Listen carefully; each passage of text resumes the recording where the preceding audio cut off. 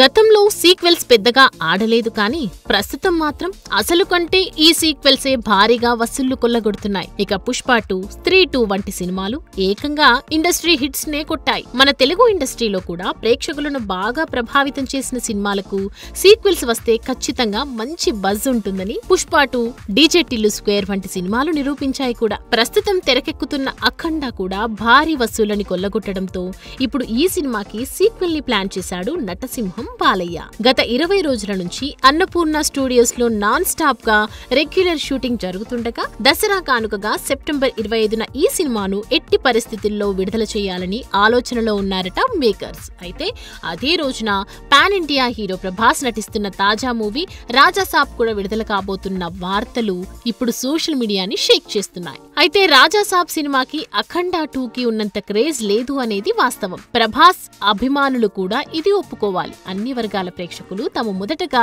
అఖండ 2ని ఎంచుకునే అవకాశాలు కూడా పుష్కలంగా ఉన్నాయి. ఇదే క్రమంలో గతంలోకి వెళ్తే 2010లో ప్రభాస్ డార్లింగ్, బాలయ్య సింహ సినిమాలు వారం రోజుల గ్యాప్ లో రిలీజ్ అయ్యాయి.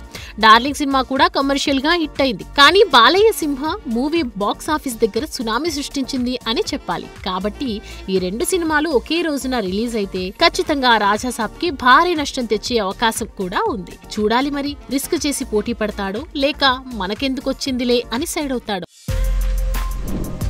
For more videos like this, subscribe Big TV channel.